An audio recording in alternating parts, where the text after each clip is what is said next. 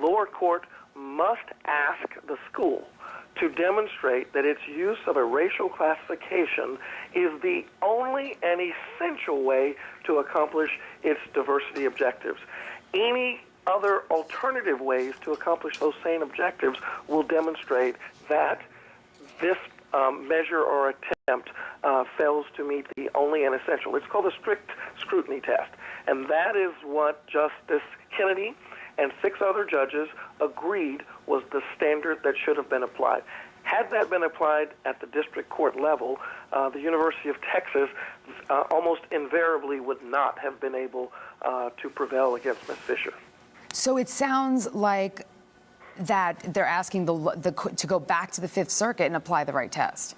That's correct. It's going to have to be the right test. The strict scrutiny test is one. Whenever you have the strict scrutiny test, almost every circumstance, you can look at about 150 cases, landmark cases. When the strict scrutiny test is applied, the state fails, because you must show that it is essential and perhaps even the only way to accomplish your objectives. Anyone who can come up with alternative ways proves that this is therefore not the essential or only way. Texas had for almost 20 years a different measure for trying to attain its diversity objectives. By moving to this racial classification one, it is going to have a very, very difficult time demonstrating that this is the essential and only way to really accomplish those goals. Okay, and because I'm the only one in this conversation, and I mean the only one in this conversation that does not have a legal degree, I want to make sure that I understand. You have every other degree. It's okay, okay? Well, I'm covered by everybody else, but I want to make sure then that this is sent back really on legal technicalities, not really on the merit of the issue itself of affirmative reaction. That is correct. That is correct. There were a couple of justices, Mr. Scalia and Mr. Thomas, who were prepared to issue a ruling on the merits, including overturning some recent precedent. But we can predict what the Fifth Circuit is going to have to do because, as I said, the strict scrutiny test is one in which states invariably fail. Whether it's a criminal case, death penalty case, Go ahead, Randall. You name the circumstance, if strict scrutiny is the test that the state must meet to prove it's okay to go forward, they invariably fail because you can always, a clever lawyer, or even a not-so-clever lawyer, can demonstrate that there are some alternative ways to accomplish the same objective. Well, is the alternative here that the University of Texas takes the top 10%, and because of the large Black and Latino population, they are achieving their goals of diversity? Right, that would be an example of how it's being done without having to have any particular racial classification. Now, did their challenge also go to the 10% or just to the racial element? Oh, this didn't challenge the 10%. Texas had a hybrid model. It used the 10%, and it also used a diversity model for admitting other students. And in that diversity model, they acknowledged during the hearings that there was a race component. They said it was not the dominant, it was not the primary, it was just a number among several options. Okay. What the court said today is, even using race in that little limited basis, you have to prove there would be no other way to obtain your objectives. Horace, sit tight just one second. We also want to add to this conversation yet another attorney, George Washington. He is a Harvard grad and lead attorney for Coalition to Defend Affirmative Action. George, is this ruling frustrating for you?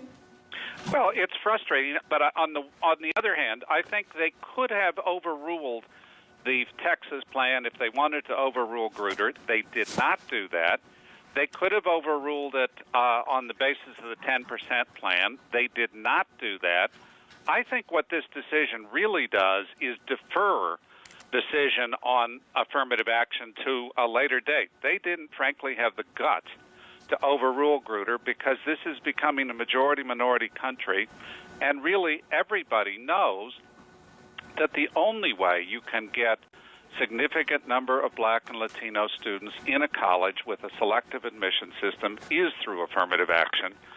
And I think what they've done is defer the decision, which means that we've just got to fight all the harder to keep affirmative action. George does make a very interesting point. Very often when the Supreme Court is not ready to make a decision or make a comment on something that they think society is not ready to... Like any other court. Like any other court, they'll just delay. And I think what George is saying, which is interesting, is referring to the Grutter case, which is part of, the foundation of the argument for Fisher. So because they didn't change that ruling, they didn't overrule it, and now their ruling seems to be based on legal as opposed to merits, go back, apply the strict scrutiny test, see if it passes from the Fifth Circuit, and then maybe they can decide later. I wonder what this does in a practical sense for admissions officers at all the schools in Texas right now. I mean, well, it's too late for this coming academic year. They've already done it. But what does it mean going forward in a practical sense for admissions officers? You've hit right on what I wanted to do, sort of just as a final comment. And I wonder, Horace, if you want to comment on that. This certainly doesn't settle the issue, but what is the consequence of it? Well, what this does, it has opened up a bit of a hornet's nest, is because now that this new standard occurs, a number of people who may have gotten rejection letters are likely to litigate. The interesting thing that Texas has, and for full disclosure, I'm a graduate of the University of Texas, under a provisional admissions program that starts in the summer, many of these people who are challenging the admissions process, they could be steered to that provisional program, and it's able to accommodate up to 6,000 or 7,000 people, and that might mitigate some of the litigation costs that might occur. But it is going to say to those people who feel, whether they did or didn't, feel that they weren't properly denied, that they have an option.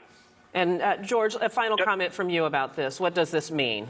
Well, I think the critical thing is that the University of Texas plan has been in effect for the entire time that this litigation has been going on. That will remain the case. So in that sense, I really think the court has punted on the decision, and it means that the case we have next fall, Schuette, will be critical, and we're just going to have to organize dramatically to make sure we win this fight. All eyes will be on it. George Washington, thank you very much for joining us on the phone, as well as Horace Cooper. We do appreciate your perspective, and I'm sure we'll be talking to you about this again. We are going to have